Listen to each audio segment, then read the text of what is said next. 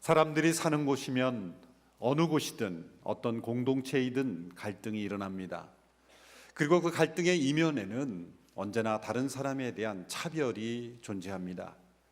어떤 사람들은 다른 사람들을 차별함으로써 자신이 얼마나 구별된 존재인가를 나타내려고 합니다. 사람들을 차별할 때 돈이나 지식, 외모나 직업, 가문, 많은 요소들로 다른 사람을 차별합니다. 그런데 심지어 종교마저도 사람을 차별하는 도구가 될 수 있습니다.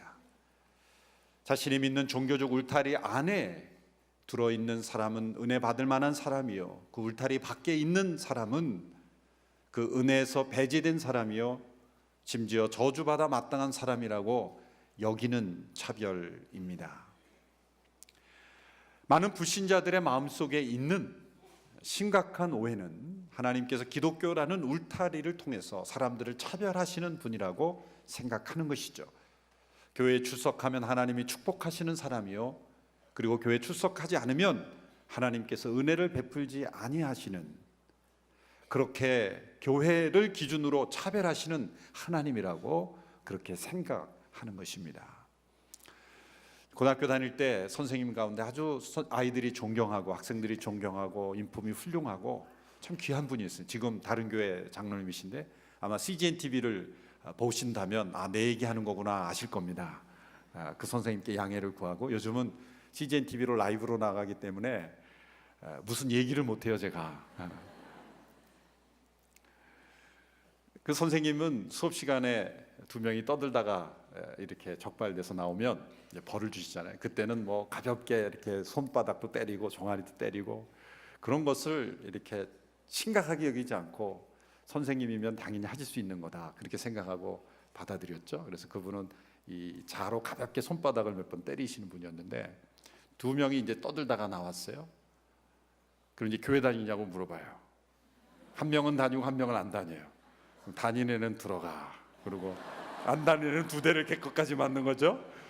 근데 그 학생들이 그렇게 상처받지 않고 그렇게 즐겁게 재밌게 그렇게, 저분은 무슨 문제가 있어도 교회 다닌다 그러면 봐주는 분.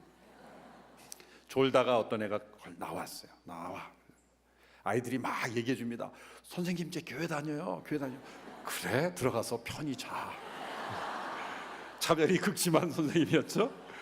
그런데도 뭐 고소를 하거나 그거 갖고 학생들이 문제를 삼지 않았던 참 그 좋았던 학창시절, 요즘은 너무 선생님과 학생의 사이에 너무 삭막해진 것 같아요. 그때는 웃으면서 지냈지만 그것이 만일 심해진다면, 그리고 그것으로 인해서 누군가 상처를 받는다면, 그런 기준으로 하나님께서도 우리 사람들을 평가하시고 차별하신다고 생각하면 그것은 아주 심각한 오해일 수 있습니다. 복음서를 읽어보면 그러한 불신자들의 오해는 오해였다는 것을, 그런 생각은 심각한 오해라는 걸 알 수가 있습니다. 왜냐하면 예수님께서 행하신 행적들을 보면은 그 당시에 사람들이 종교적 울타리 밖에 배제시켜버렸던, 하나님의 은혜를 받기에 합당하지 않다라고 생각했던 그런 사람들에게 예수님은 찾아가시고 그들의 친구가 되어주시고 그들에게 은혜를 베풀어 주시기를 기뻐하시는 예수님이셨기 때문입니다. 오늘 본문에 예수님께서 레위라 하는 세리를 제자로 부르셨습니다. 그가 모든 것을 버려두고 예수님의 제자가 되었어요. 우리는 그런가 보다 그렇게 생각하겠지만, 그 당시의 문화, 사회, 종교적인 관념으로 볼 때는 이것은 파격적인, 도전적인 예수님의 행동인 것입니다. 레위라고 하는 사람은 마태입니다. 우리는 마태라는 제자의 이름에 더 익숙하죠. 마태는 로마식 이름이고 레위가 유대식 이름입니다. 당시에는 이 헬라 사회 또 로마의 지배를 받았던 시대이기 때문에 이름이 여러 개가 되었던 것이죠. 그래서 유대식 이름은 레위고, 그리고 로마식 이름이 마태였던, 세리의 직업을 가졌던 사람을 예수님께서 자신의 제자로 부르셨다는 거죠. 우리가 알다시피 세리라는 직업은 그 당시에 매국노 같은 사람이었습니다.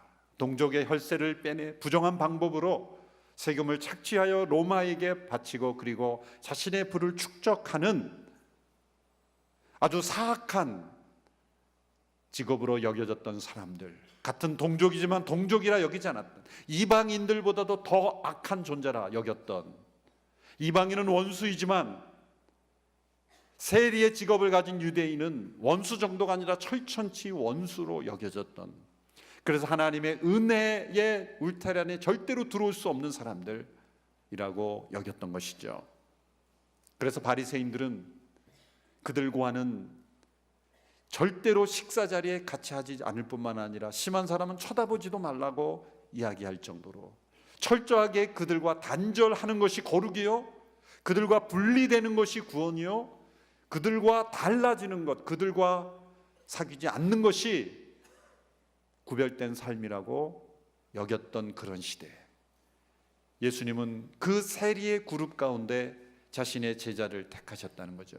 두 주 전 말씀에서 예수님께서 어부들 가운데 자신의 첫 번째 제자 그룹을 선택하셨습니다. 어부라는 직업을 폄하하거나 무시하는 것이 아니에요. 그러나 그 당시에 어부는 사회적으로 소외된 사람들, 그 당시에 예루살렘에 가면 종교적 엘리트들이 얼마나 많았습니까? 율법에 해박하고 그리고 가말리엘이나 니고데모와 같이 학식이 있는 지성인들이 그 당시 예루살렘에 많았습니다. 예수님이 인류를 구원하실 동역자를 찾으시는 첫 번째 그룹이 어부의 그룹이었다는 것, 그것은 예수님의 수준이 비슷해서가 아닙니다. 예수님이 비지성적인 분이라서가 아닙니다. 그 어부라는 직업의 성격, 지극히 평범하지만 그들을 통해서 사람 낚는 어부가 되게 하시는 하나님의 계획을 보여주신 거예요. 두 번째 그룹은 제자 가운데 세리였습니다. 어부보다도 세리를 택하신 것이 더 큰 충격입니다. 왜냐하면 어부는 소외된 그룹이긴 했지만, 인정받지 못하는 그룹이긴 했지만 비난받는 그룹은 아니었거든요. 그러나 세리는 비난받는 사람이요, 절대 상종하지 말아야 될 대상으로 여겼던 그룹이었습니다. 그 당시에 교제의 상징은 바로 식탁이었습니다. 자신의 식탁에 누구를 참여시키고 누구를 배제시키는가가 곧 그 사람의 신분을 의미하는 것이고 그 사람의 가치를 의미하는 것이었습니다.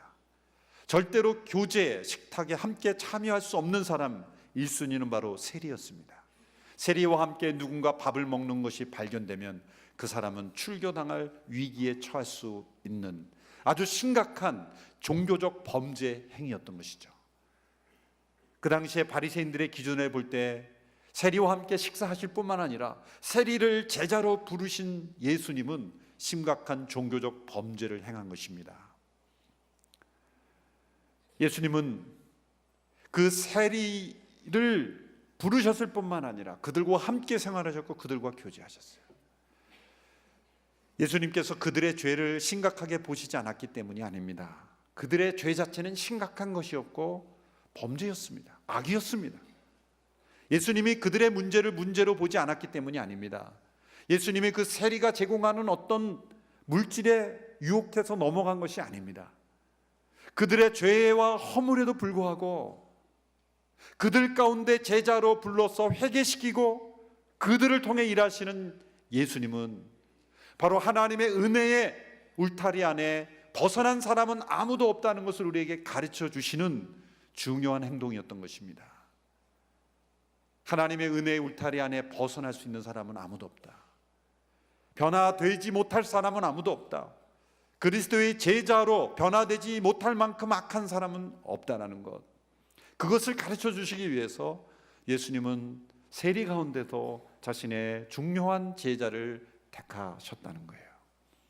그 결과 우리는 마태복음이라는 귀한 유산을 받게 되었죠. 예수님을 따르게 된 이 마태, 레위는 예수님을 만나 변화된 이후에 자신의 집에 자신과 동일한 직업을 가지고 있었던 세리들과 그리고 그 당시에 죄인이라고 불렸던 사람들을 다 초청하게 되었습니다. 아마 바리새인이 이 세리들을 초청한다면 가지 않았을 것이고 초청도 하지 않았을 겁니다. 그가 세리였기 때문에 그와 동일한 삶을 살았던 세리들, 그와 어울릴 수 있었던 그의 전화번호부에, 그의 메모지에 이름이 있었던, 자주 만났던 그 사람들은 그가 초청할 수가 있었던 것이죠. 예수님이 세리 가운데 제자를 부르신 너무나 엄청난 그리고 놀라운 섭리를 여기에 발견할 수 있지 않습니까?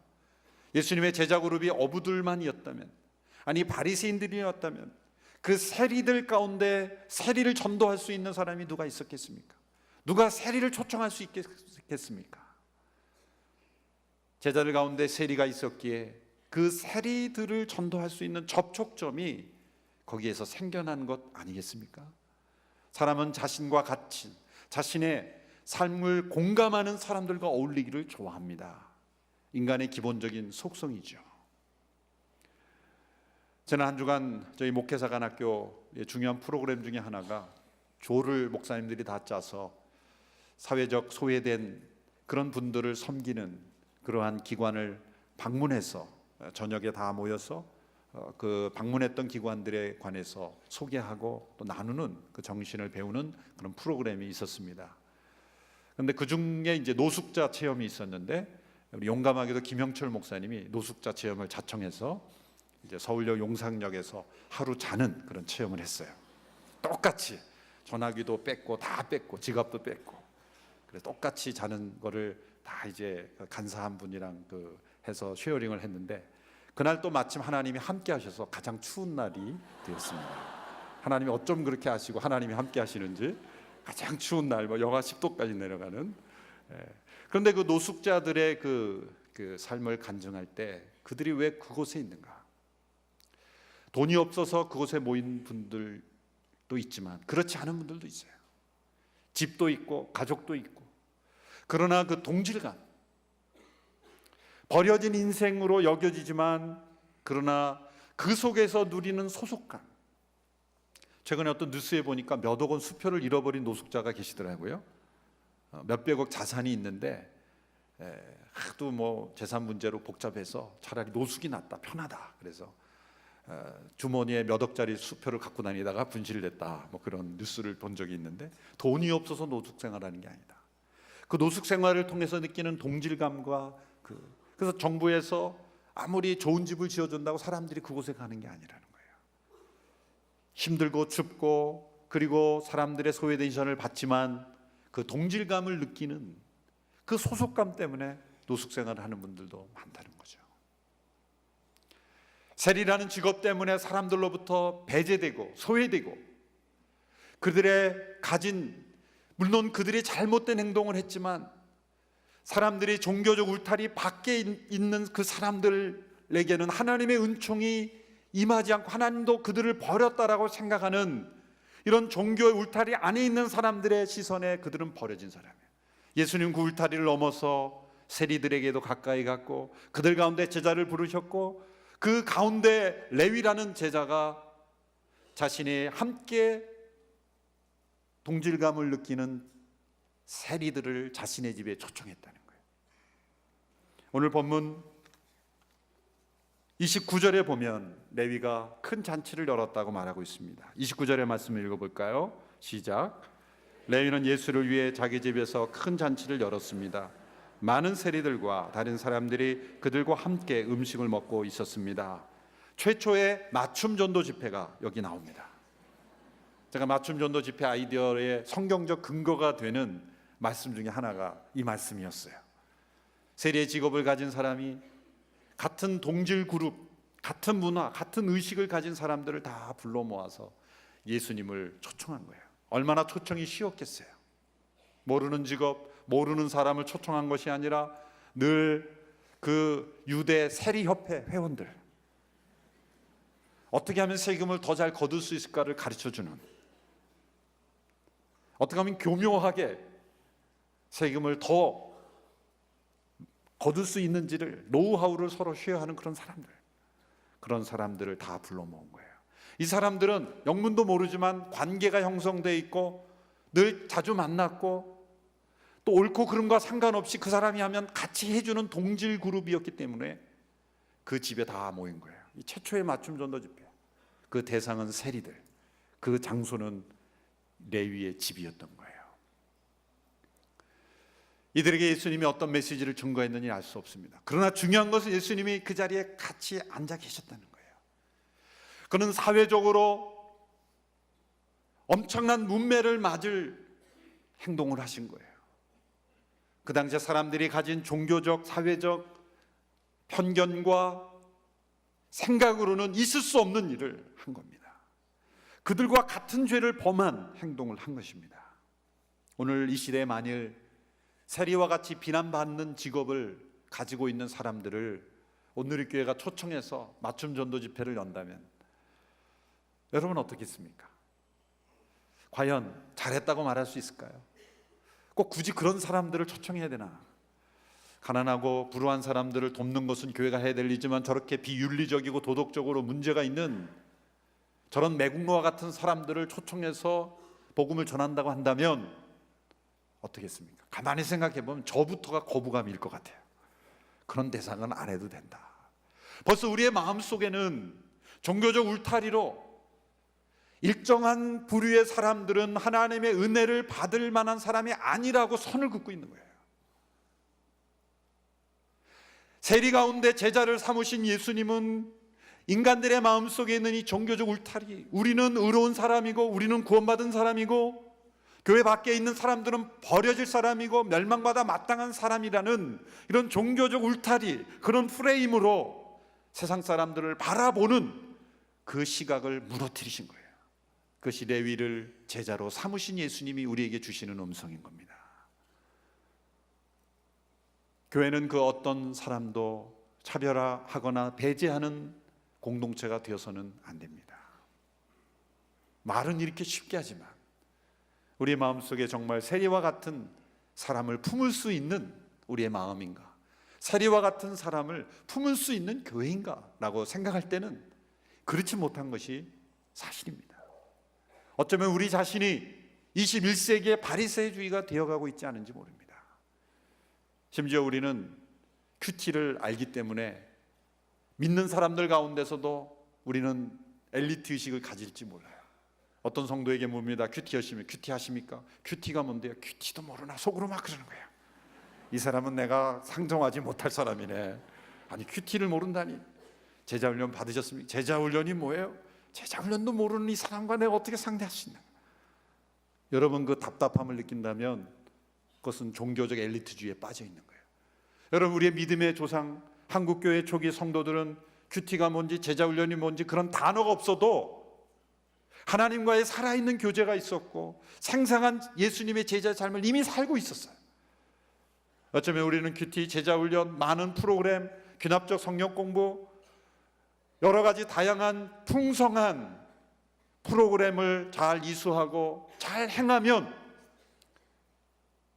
다른 종류의 엘리트가 된다라고 생각하는, 어쩌면 21세기 바리새주의에 우리가 빠져 있는 거죠.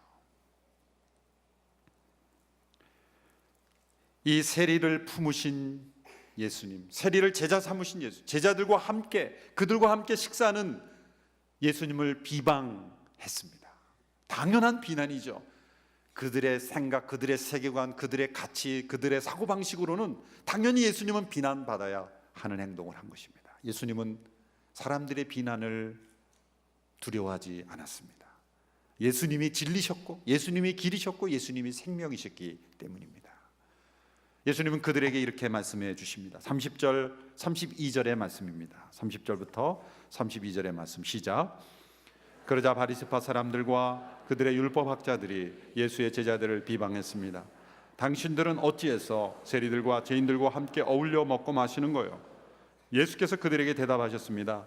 건강한 사람에게는 의사가 필요 없고 병든 사람에게만 의사가 필요하다.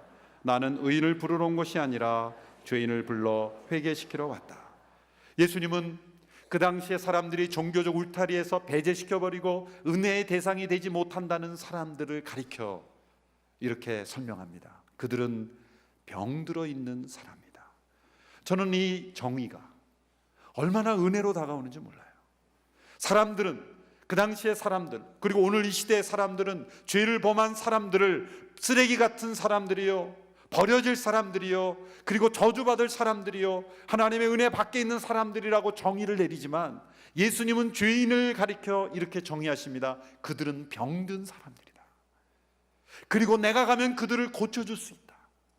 어떤 심한 중한 죄라 할지라도 그것은 병이기 때문에 의사이신 예수님께서 가면 고쳐줄 수 있다는 거예요. 병든 자를 버리는 사회는 얼마나 심각한, 더 큰 죄를 짓는 것입니다.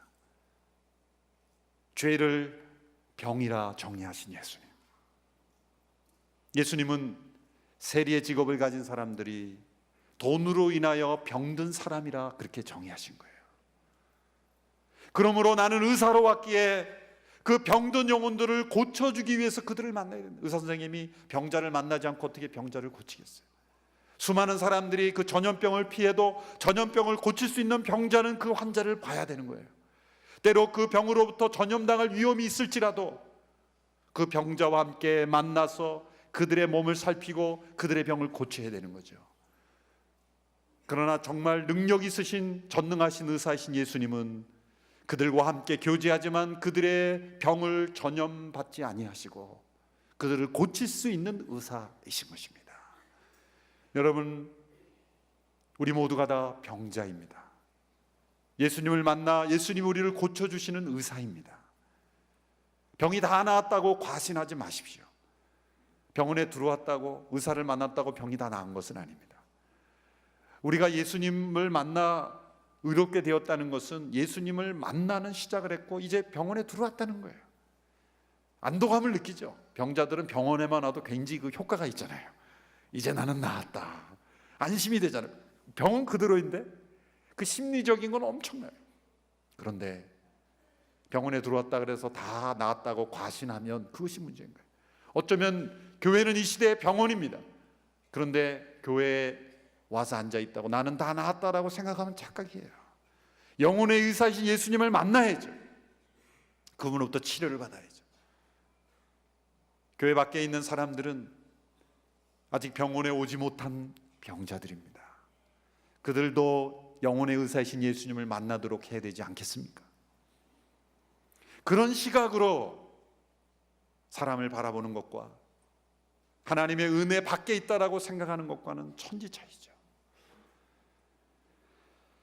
레위를 제자로 부르신 예수님은 그 레위를 품으심으로, 세리를 품으심으로 그들을 변화시키셨어요.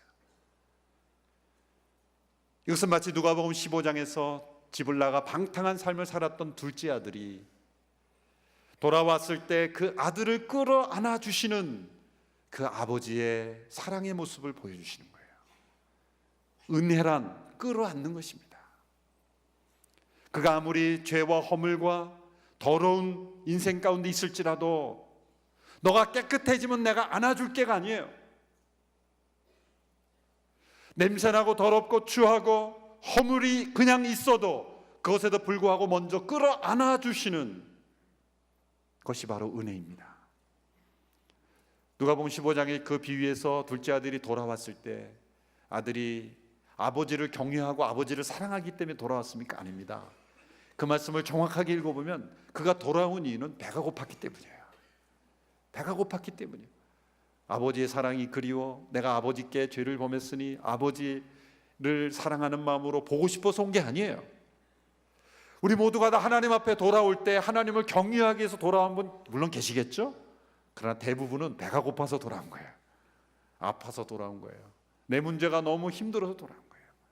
하나님은 너가 나에 대한 관심은 없고 너 자신의 관심으로 돌아왔으니 받아줄 수 없다고 말합니까? 아닙니다. 그 동기가 어땠건 하나님 아버지께 나오는 모든 자들 하나님은 품어주시는 하나님이세요. 은혜는 끌어안아 주시는 거예요. 잃어버린 양을 찾았을 때 그 목자는 어떻게 했습니까? 그 양을 어깨에 맸다 그랬어요. 그 은혜라는 것을 비주얼로 보여준 거예요. 목자가 너 말 안 듣고 혼자 돌아다니니 잘 됐다 그러더니 뒷다리 들고 끌고 왔습니까?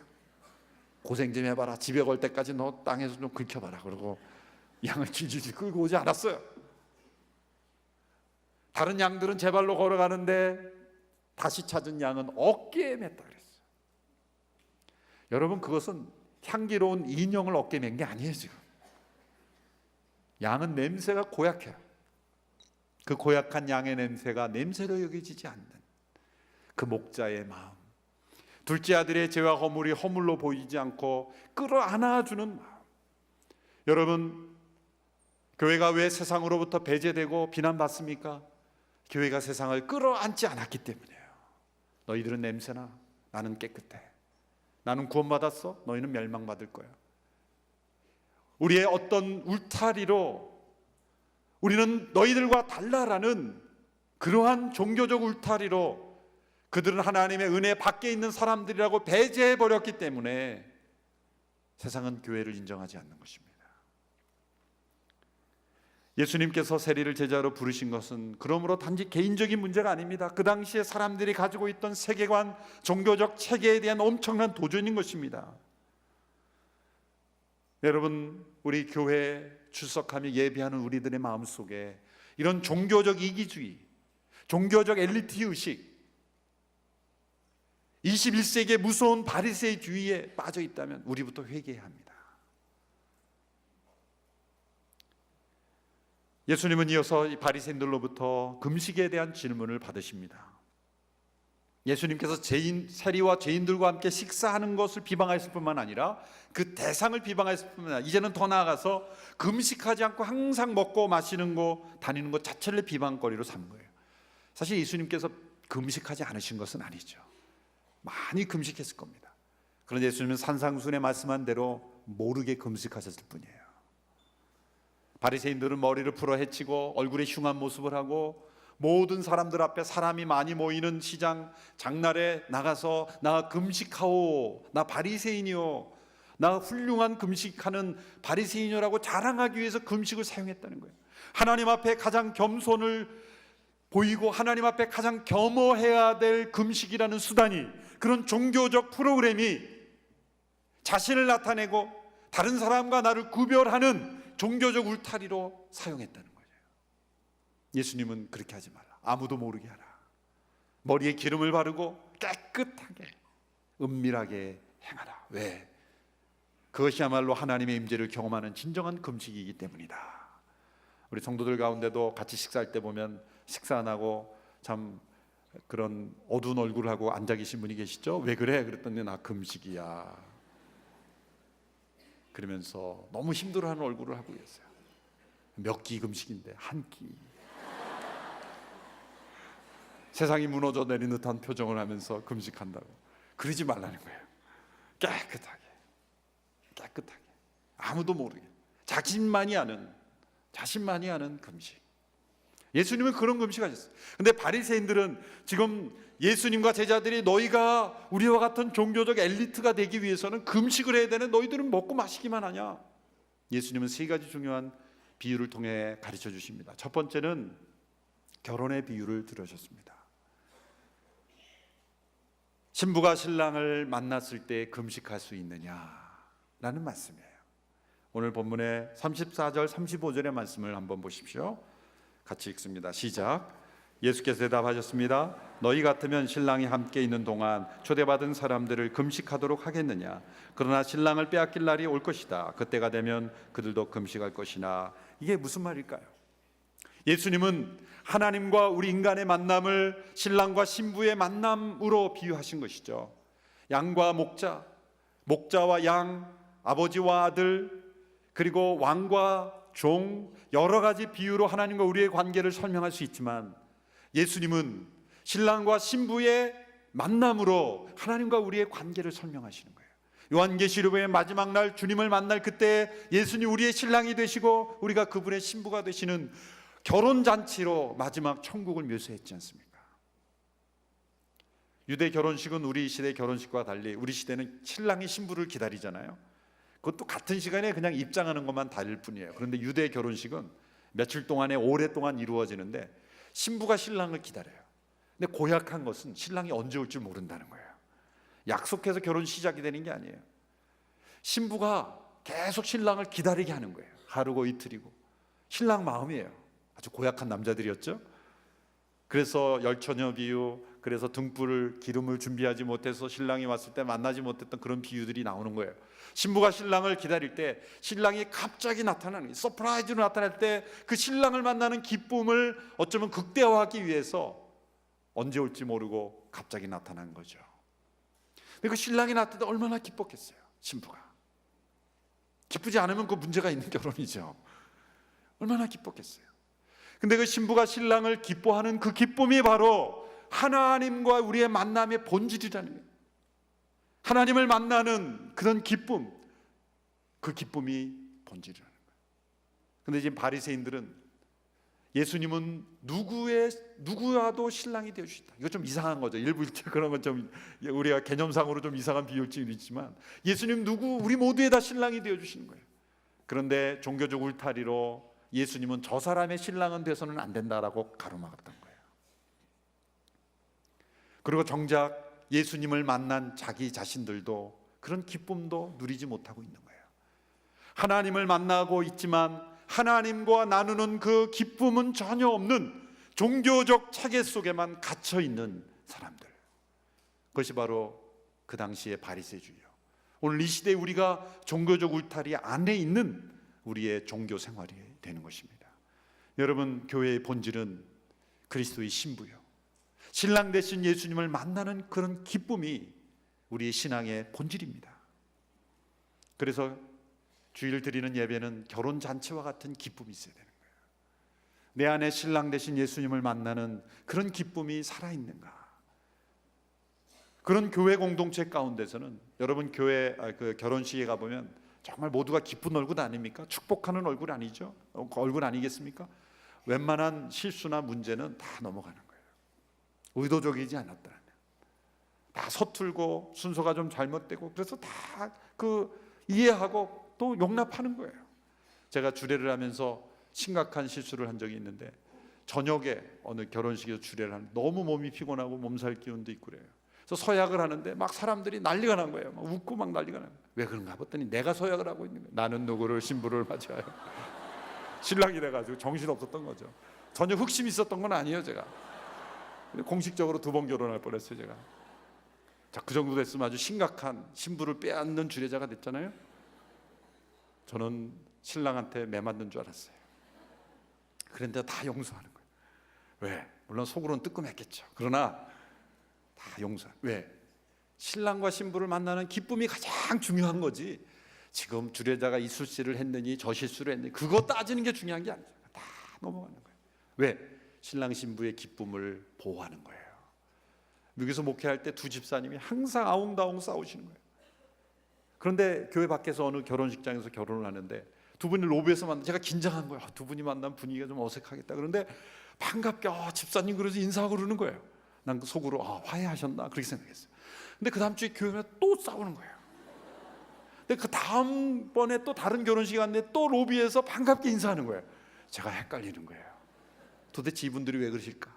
교회 안에서는 항상 대립되는데 왜 결혼식장에서 만나면 저렇게 화평하게 그러실까? 제가 생각해 보니까 이 결혼식이니까. 남의 결혼식 기쁜 날에 와가지고 분위기 망칠 일이 있나? 우리가 좋은 관계처럼 보여줘야지. 생각해 보면은 교회란 신랑 되신 그리스도를 만나는 것이 예배 아니에요. 교회 와서도 그런 생각만 가지면 되는 거예요. 신랑 되신 예수를 만나는 그런 기쁨을 우리가 무너뜨려서는 안 되지라고 생각하면 자신의 감정도 절제하고 조금 문제도 의도적인 게 아니라면 넘어갈 수 있는 거고. 여러분만이 결혼식이 끝나고 피리 현장에 내려갔는데 이런 안내판이 써 있다고 생각해 보세요. 오늘은 금식입니다. 있을 수 없는 거예요. 예수님이 그 말씀하신 거예요. 신랑이 함께 봤는데 초대받는 사람에게 금식하라 그럴 수 있느냐? 이것은 꼭 밥을 먹어야 된다는 게 아니라 그 기쁨. 그런데 정작 신랑 신부는 어떻습니까? 신랑 신부는 밥을 먹지 않아도 기뻐요. 자동 금식이야, 자동 금식. 피로 현장에 내려갔는데 신랑 신부가 제일 먼저 뛰어가서 밥 막 먹고 있는 신랑 신부 있어요? 그날은 안 먹어도 배고프지 않은 거예요. 자동 금식이에요. 우리가 추구해야 될 금식은 바로 그런 금식이라는 거죠. 예수님을 만나는 기쁨 때문에 때로 육신의 즐거움, 먹는 배고픔도 잊어버리는 기쁨, 그것이 바로 우리의 신앙의 중심이 되어야 한다는 거예요. 두 번째, 예수님은 옷의 비유를 들어드립니다. 옛 옷을 고치기 위해 새 옷을 망가뜨리는 어리석은 자가 어디 있느냐라는 거죠. 그 말씀이 바로 36절의 말씀이에요. 우리 같이 한번 읽어볼까요? 시작. 예수께서는 그들에게 이런 비유를 들려주셨습니다. 낡은 옷을 기우려고 새 옷을 자르는 사람은 없다. 그렇게 하면 새 옷이 찢어져 못쓰게 되고 새 옷의 조각도 낡은 옷에 어울리지 않기 때문이다. 당시 바리새인들이 만들어 놓은 종교적 울타리는 헌 옷과 같았어요. 왜 그것을 헌 옷이라고 말합니까? 하나님이 율법을 주셨습니다. 그 율법에 의한 문화가 생겨났어요. 안식일을 거룩히 지키라. 어떻게 지킬 건가를 가지고 문화를 만들어냈어요. 그것이 그들이 입고 있었던 옷입니다. 그런데 예수 그리스도께 오심으로 이제는 새 옷을 주셨습니다. 은혜의 옷을 입었어요. 율법의 옷이 아니라 은혜의 옷을 입었지만 그들은 새 옷을 입기를 거부하고 옛 옷을 입고 있었다는 거예요. 그리고 그 옛 옷을 고치기 위해 새 옷을 망가뜨리면서 헌 옷을 고치려고 했다는 거예요.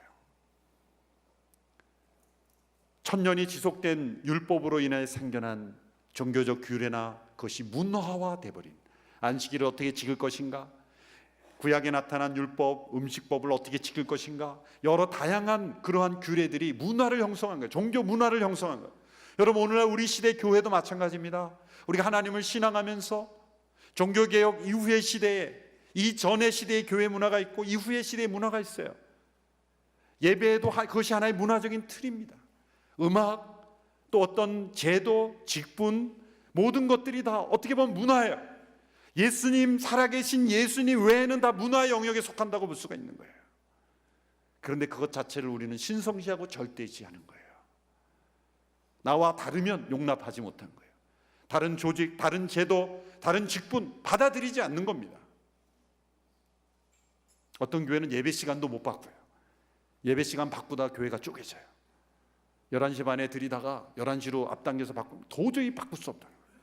성령님은 11시 반에만 믿는다고, 임한다고 믿는 분들이 있어요. 이런 어떤 문화에 갇혀 있는, 그것은 종교이지 신앙이 아닙니다. 종교이지 신앙이 아닙니다. 신약에 나타난 많은 갈등들의 원인은 뭡니까? 율법으로 인한 생겨난 문화 속에 유대인들이 갇혀서 문화를 뛰어넘어 복음이 또 다른 문화에 전해져야 하는데, 유대 문화 속에, 율법이란 문화 속에 예수님을 가두고 복음을 가두려고 했던 거죠. 어쩌면 한국 문화 속에 우리는 복음을 가두어 두고 있는지도 몰라요. 우리가 익숙한 교회 문화 속에 복음을 가두어 두고 있는지도 모릅니다. 헌 옷을 벗고 새 옷을 입을 수 있어야 한다. 세 번째 비유는 새 포도주와 새 부대의 비유이죠. 오늘 보면 37절부터 39절의 말씀을 보십시오. 같이 읽어보겠습니다. 시작. 또 새 포도주를 낡은 가죽 부대에 넣는 사람도 없다. 그렇게 하면 새 포도주가 그 부대를 터뜨려서 포도주는 쏟아지고 부대도 못 쓰게 될 것이다. 새 포도주는 새 부대에 담아야 한다. 묵은 포도주를 마시고 나서 새 포도주를 원하는 사람은 없다. 묵은 것이 좋다고 여기기 때문이다. 오늘의 문화에서는 이 비유가 이해하기 힘듭니다. 왜냐하면 포도주를 집에서 담그는 집이 없기 때문이죠. 그런데 오늘날 우리 시대의 한국 분들이 다 집에서 김치를 담그고 김치를 먹듯이, 그 당시 사람들은 물이 귀했기 때문에 포도주를 음료수로 마셨죠. 그래서 집에서 포도즙을 만드는데 그 포도를 따서 포도즙 틀에 그 포도를 다 담고 올라가서 밟습니다. 발로 밟으면 즙이 나오죠. 즙이 나오면 그 즙 틀 밑에 가죽 부대를 달아 놓습니다. 그러면 즙이 스며 나와서 가죽 부대에 담아지면 그 가죽 부대에 담긴 포도즙의 상태, 여기에 포도주라고 하는 건 엄격하게 번역 포도즙입니다. 포도즙이 가죽 부대에 담겨지면 그 안에서 발효작용이 일어나면 가스가 일어나죠. 그러면 팽창하게 됩니다. 그래서 가죽 부대에 넣는 겁니다. 그런데 그 가죽 부대가 여러 번 팽창했다가 다시 줄어들어서 더 이상 신축성을 잃어버린, 탄력성을 잃어버린 옛 가죽 부대, 오래된 가죽 부대에 담는다면 어떻게 되겠습니까? 안에서는 가스가 일어나서 팽창이 일어나는데 더 이상 버틸 힘이 없으니 뻥 터져버리는 거예요. 그 질긴 가죽도 터뜨리는 엄청난 팽창력이 그 발효작용에서 일어나는 거예요. 집집마다 곳곳대로 그런 일이 일어난 거예요. 예수님은 그것을 비유로 든 거예요. 예수님은 지금 예수님 자신을 새 포도주로 비유하신 거예요. 그런데 그 당시에 사람들이 가지고 있던 종교적 체계는 옛 가죽 부대였던 거예요. 한때 하나님이 사용하시는 율법이었어요. 그러나 지금은 하나님께서 은혜의 시대, 복음의 시대, 하나님 나라가 임했음에도 불구하고 그들은 옛 가죽 부대 안에 새 포도주를 담았던 거예요. 그러면 어떻게 됩니까? 터져버리는 거예요. 예수님은 종교혁명가가 아니었습니다. 사회혁명가가 아니었습니다. 그럼에도 불구하고 예수님이 계신 곳에 이렇게 그들이 보기에는 도전적인 세리를 제자로 삼고 죄인들과 함께 어울리시고 그들이 만들어 놓은 종교적 울타리를 터뜨려 버리는 일을 한 것은 예수님이 혁명가였기 때문이 아니라 새 포도주를 옛 부대에 담았기 때문이에요. 여기는 우리는 새 부대를 준비해야 된다, 거기에 초점을 두기보다는 예수님이 새 포도주이시고 성령님이 새 포도주시기에 교회 안에는 옛 포도 부대와 같은, 가죽 부대와 같은 그런 것들이 터지는 일이 있어야 되는 거예요. 우리가 익숙했고 우리가 그 안에 다 머물렀지만 이제는 복음에 합당하지 않은, 하나님 나라에 합당하지 않은, 생명이 없는 그런 제도, 그러한 어떤 문화는 터져버려야 되는 거예요. 그런 일들이 있어야 되는 거예요. 싸우고 다퉈야 된다는 게 아니라 그것이 터져버리는 거예요. 그래야 생명이 살아있는 거예요. 오늘날 교회 위기는 교회의 제도와 문화를 하나님 나라와 동일시한 거예요. 세상 사람들이 이렇게 말하죠. 교회는 싫지만 예수는 좋다. 예수는 믿고 싶지만 교회가 싫다. 그건 아주 중요한 우리에게 메시지를 던지는 겁니다. 오늘 이 시대의 교회의 제도와 문화를 본질과 동일시하고 있기 때문이 아닌가 생각하는 거예요. 그렇다면 우리는 마치 신랑이 와도 금식한 사람과 같이 되는 거고, 헌 옷을 고치기에 새 옷을 망가뜨리는 사람과 같은 것이고, 새 포도주를 헌 가죽 부대에 넣는 사람과 같은 사람이 된다는 거죠. 오늘 이 시대에 교회가 사회로부터 배제받는 것은 교회가 먼저 사회를 배제했기 때문입니다. 종교적 엘리트 의식에 사로잡혀 우리는 구원받은 사람, 너희는 멸망받을 사람이라는 그런 종교적 프레임에 갇혀서 세리를 제자 삼으신 예수님의 제자로 살지 못했기 때문이에요. 종교적 울타리를 뛰어넘어서 사회적으로 배제된 사람들, 어떠한 사회적인 소외된 일이라 할지라도 하나님의 은혜 밖에 있는 사람은 없다는 거예요. 하나님의 은혜 울타리 안에 배제된 사람은 아무도 없다는 거죠. 하나님은 교회 안에 있는 사람만 끌어안으시는 은혜의 하나님이 아니라 교회 밖에 있는 사람이랄지라도 하나님은 오히려 더 끌어안고 계시는 은혜의 하나님이라는 것을 교회가 잃어버렸기 때문입니다. 교회가 우리끼리 끌어안는 공동체가 되어서는 안 되고 교회 밖에 있는 영혼들, 그들을 고치시기 위하여 세상에 오신 예수님의 마음, 영적 의사가 되어서 그들을 품으시는 예수님의 마음으로 그들을 품는 교회가 되어야 된다. 그것을 우리에게 가르쳐 주시기 위해서 예수님은 레위를 제자 삼으시고 세리들과 함께 식사하신 것입니다. 세리와 함께 식사하시고 그들 가운데 제자로 삼으신 예수님은 옛 가죽 부대를 터뜨려 버리셨어요. 헌 옷을 버리라고 요구하시는 겁니다. 이제는 새로운 질서에 속한 인생으로 살아라. 세상 사람들 하는 옛 질서에 속한 인생이 아니라 새로운 질서, 새로운 나라의 백성으로 살으라고 우리에게 요구하고 계십니다. 이 시대의 교회는 자신의 세리 친구들을 집에 초대한 레위의 집이 돼야 되는 줄로 믿습니다. 종교적 울타리 밖을 뛰어넘어 그들에게 찾아가시고 그들을 제자 삼으신 예수님의 마음으로 우리가 품는, 넓은 마음으로 품는 교회가 되어야 될 줄로 믿습니다.